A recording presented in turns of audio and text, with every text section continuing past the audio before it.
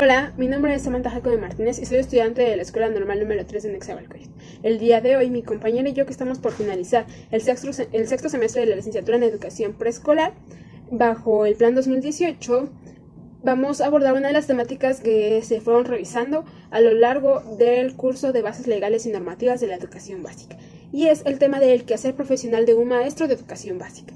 Mi compañero y yo vamos a abordar dos ejes de análisis, que son los principios de la educación mexicana y la importancia de estos en la realidad educativa. Su servidora en un primer momento va a hablar acerca de los principios filosóficos, éticos y legales de la educación mexicana, como les estaba comentando. Para esto hay que adentrarnos primero a lo que es el quehacer profesional de un maestro, porque para abordar estos principios, les mencionaba, será importante considerar estas conceptualizaciones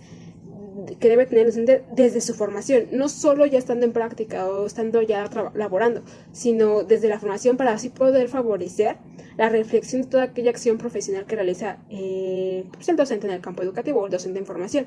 En este video, ambas compañeras vamos a dar un análisis de estos bajo los conceptos importantes de la educación, y de aquí vamos a partir, para no dar una cátedra conceptual de todo el quehacer profesional y sea aburrido el video. Empezaré a comprender una de las definiciones más polémicas en la política educativa, y es el sistema educativo. ¿Qué es el sistema educativo? Desde un punto de vista político de la SEP, se va a considerar al sistema educativo como un conjunto de normas, instituciones y actores cuyos procesos va a tener la función de conservar, de transmitir y de renovar las peculiaridades culturales y espirituales de una comunidad, sociedad o nación. Iremos para analizar el quehacer profesional docente, ya que en un sentido amplio la educación se va a convertir en una puerta de acceso pues más importante para el desarrollo de las personas, porque vamos a abordar uno de los derechos fundamentales que aborda la educación mexicana, que es el derecho a la educación. Y el hablar de derecho a la educación, dejen compartirles que, y los invito a que no vayan a pensar así, es que el tener derecho a la educación no va a ser solamente tener derecho a un mesabanco en el aula, o un pupitre, o una mesa y una silla, como lo conozcan, sino va a ser a tener derecho a aprender, a tener acceso a oportunidades de desarrollo, y así poder comprender la función de estas. Y para poder comprender mejor esta perspectiva de la educación mexicana, es mejor también tener en cuenta aquellas bases legales de la educación. Y es que sin duda es hablar un sinfín. Es hablar un sinfín de atribuciones políticas legalmente establecidas en una temporalidad histórica, porque a lo largo del curso tratamos de abordar algunas bases legales y normativas, pero no se podían terminar, porque para esto no solo se necesita un semestre. Desde mi punto de vista considero que se necesita más tiempo para poder comprenderlas y conocerlas, porque hay un sinfín de estas. Yo trataré de ser algo breve, y eso lo menciono porque voy a establecer una temporalidad histórica en este análisis, y es que nosotros como nación tenemos desde 1814 elementos que guían la educación, con el fin de ofrecer a la población una educación justa acorde a la economía y política del Estado. Esta no es una mala visión, en cambio entonces habían desigualdades en la educación, y esto trató de irse modificándose poco a poco, porque ya para la Constitución de 1824, esta deseaba guiar la educación con el fin de que las reformas no fuesen cambiando en cada momento histórico de la toma del poder, pero no fue logrado. Entonces, hay un personaje importante en la historia que se llama Gómez Farías,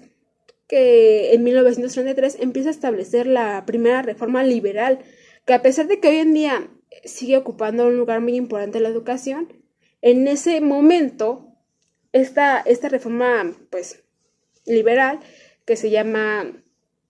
una educación obligatoria de educación laica, no fue tan aprobada por todos. ¿Y a qué me refiero con todos? A que se empezó a convertir en un debate y un dilema la educación religiosa, porque ya que la hegemonía de la Iglesia Católica era una situación, a pesar de que sabemos que era una situación dogmática, la Iglesia imponía o sea, imponía decir la educación va a ser de la mano de la Iglesia, porque esa es una de las situaciones que va a formar a seres humanos realmente humanos. Y no, o sea, sí es respetable. Yo no les voy a decir que no crean. O sea, cada quien tiene la libertad de creer en lo que uno desee. Pero la iglesia no solo se imponía en la educación, sino también se imponía en el ámbito político, en el ámbito económico y en el social. Y esto, obviamente, al gobierno no, o en ese entonces a Gómez Faría no le parecía. Y esta reforma, pues, no tuvo tanto triunfo.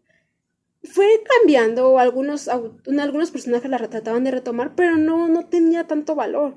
Entonces, hasta 1857, cuando estuvo el triunfo liberal, encabezado por Benito Juárez, en donde establece en la Constitución de ese mismo año, que es la Constitución de 1857, el principio de laicidad de la educación. Y no solo eso, sino que iba a ser obligatoria y gratuita. Y desde ese entonces las reformas tenían presentes esta concepción de la educación, dando como resultado de la Constitución de 1917, la cual entonces amplía la concesión como un derecho fundamental de la educación, influenciada como un pensamiento socialista. Y así van surgiendo añadiduras de las bases fundamentales de la educación, de la visión educativa. Pero ahora vamos a retomar esto y vamos a analizarla de lo que hoy en día se vive en estos componentes educativos que les mencionaba anteriormente, en el sistema pues, obviamente vigente mexicano, que son pues algo extensos, y yo voy a hacer algo concreta, por lo tanto voy a exponerles de manera esquemática los fines propuestos en el artículo 3 constitucional, que son 4, que es el desarrollo armónico, eso nos también aborda el artículo 3 constitucional, el conocimiento científico, y aquí hay uno que se llama, aquí entra ya el laicismo, porque se separa la iglesia de la educación, inicia lo que es el amor a la patria, y hay varias,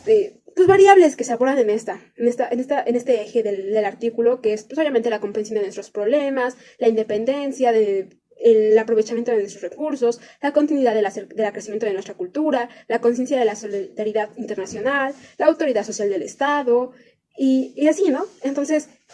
otro de los ejes va a ser la democracia, estructurada obviamente de manera jurídica, bajo un régimen político y un sistema de vida fundado en el constante mejoramiento económico, social y cultural del pueblo. En este va a empezar pues a desglosarse lo que es la dignidad de la persona, la integridad de la familia, el interés general por la sociedad, la fraternidad, la igualdad de los derechos, de la justicia. Y ahora entonces empiezan a surgir principios filosóficos de la educación, al tener en cuenta todos estos ejes de análisis del artículo 3. Pero para esto, déjenme hacer como una introducción, porque al hablar de principios filosóficos es hablar de un marco de referencia que necesita el hombre para sobrellevar sus vicisitudes de la vida. En el caso de la educación, estos marcos hacen referencia a comprender la complejidad de la totalidad de un ser en aquel proceso educativo que inicia para su desarrollo humano. Que estaba mencionando la estructura de esquema del artículo 3 constitucional, pero en cuestión de la filosofía educativa, se marcan 3 principios fundamentales de la educación, y es que son los principios que se refieren a la organización política y jurídica, los principios que se elevan a los valores y derechos fundamentales de las personas, y un principio doctrinario, bastión del Estado secular, es decir, por ejemplo, la educación laica. En un primer momento debemos tener presente que este artículo 3 establece que la educación que imparte el Estado será democrática, considerando a la democracia no solo como una estructura jurídica y un régimen político, sino como un sistema de vida fundado en la constante, podría decirse, del mejoramiento económico, social y cultural del pueblo, haciendo refrenda a que uno de los fines de la educación será infundir en los educados el respeto a los derechos humanos y la conciencia de la solidaridad internacional en la independencia y en la justicia, así como la libertad de creencias. Después de tener presente todo esto que acabo de mencionarles, ahora surge un rasgo muy importante que orienta la formación del ser humano, y es lo que abordamos como un foco de interés este análisis, que es la identidad profesional y ética en cuestión a los quehaceres profesionales del maestro. Y es que aquí los docentes se empiezan a convertir desde mi punto de vista, yo creo que en actores que van a encargarse de poner en marcha las demandas políticas, sociales y educativas y hasta personales, y además el currículum. Por eso su identidad deberá asumir aquellos principios de su acción y de sus relaciones con los alumnos, los padres de familia o los tutores, los colegas y sobre todo los valores de la humanidad que ha creado y consagrado a lo largo de la historia. ¿Cómo es el respeto? Sería también el aprecio. Yo creo que el aprecio, la dignidad humana, la libertad, la justicia, la igualdad, la democracia, la solidaridad, la tolerancia, la honestidad y obviamente el apego a la verdad. además de reconocer a partir de una valoración realista el significado de su trabajo que tiene con los alumnos, con las familias de estos y la sociedad. Por este motivo, otro de los quehaceres profesionales éticos del docente será tener la información suficiente sobre la orientación filosófica, los principios legales y la organización del sistema educativo mexicano. En particular, asumir y promover este carácter nacional y democrático y gratuito y laico de la educación pública. Asimismo, conocer y asumir esta responsabilidad de reconocer en un primer momento los problemas, las necesidades y las deficiencias que debe de resolver para fortalecer el sistema educativo mexicano, en especial las que se ubican en el campo de trabajo y en la entidad donde vive, asumiendo su profesión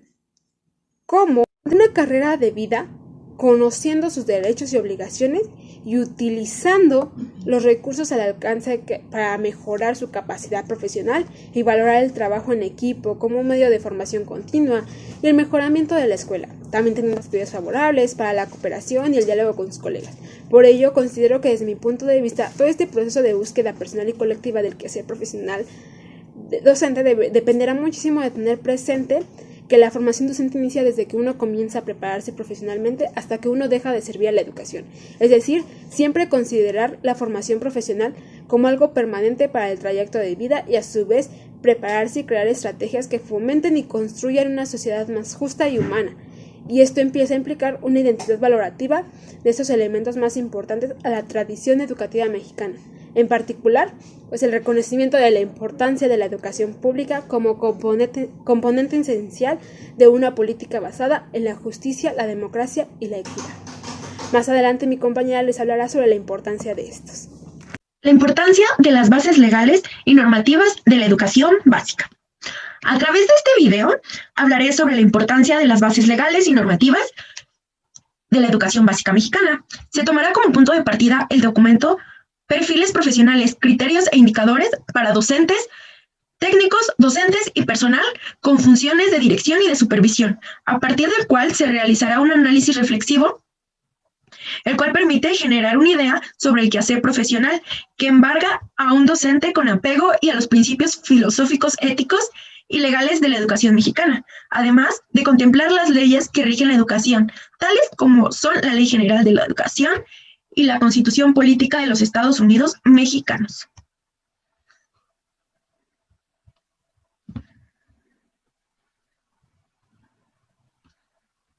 Según UNESCO, la primera es la encargada de regular la educación que imparte Estado o Federación,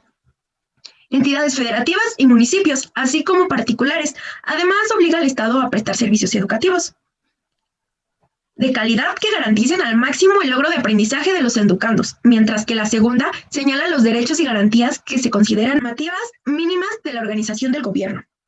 y demás instituciones públicas, que son las bases legales y normativas en la educación anterior. La Ley General de Educación, en el artículo 7º, menciona que la educación que imparte el Estado será universal y equitativa, pública, gratuita y laica. Además, el capítulo 1 de la función de la nueva escuela mexicana, en el artículo 11º, menciona que se busca el desarrollo humano integral del educando, así como reorientar el sistema educativo nacional al generar transformaciones dentro de la escuela, en la comunidad. Dentro del artículo 3 de la Constitución Política de los Estados Unidos Mexicanos, se hace mención que todo individuo tiene derecho a recibir una educación y que los niveles obligatorios, inicial, preescolar, primaria, secundaria y media superior, en camino a la docencia que necesitamos. Se espera que el perfil docente, según el documento de los perfiles profesionales, criterios e indicadores para docentes de luz y cama, mencionado que se deberá conformar dentro de un ámbito que permita promover la justicia, la democracia y la equidad, tanto en su quehacer docente, día a día, como la serie de enseñanza que se brindarán al educando, sin olvidar los docentes. Deben de estar en constante actualización, la cual le permite generar una serie de conocimientos, contemplando las características, necesidades, ritmos y estilos de aprendizaje que presente el alumnado, así como tomar en cuenta el contexto donde se desarrolló el alumno, es decir, su familia, la cultura y la sociedad que les rodea. A modo de conclusión, puedo decir que es de vital importancia para las y los maestros conocer cuáles son las bases legales y normativas que rigen la educación básica en México. Asimismo, contemplar lo que se mencionan las distintas normas y llevarlas a cabo cumpliendo con lo que se menciona en dichos artículos de las distintas leyes que se mencionaron en el video. Además, que es importante que como docentes contemos con una adecuada formación y actualización, la cual nos permita el proceso de la enseñanza y aprendizaje del educando.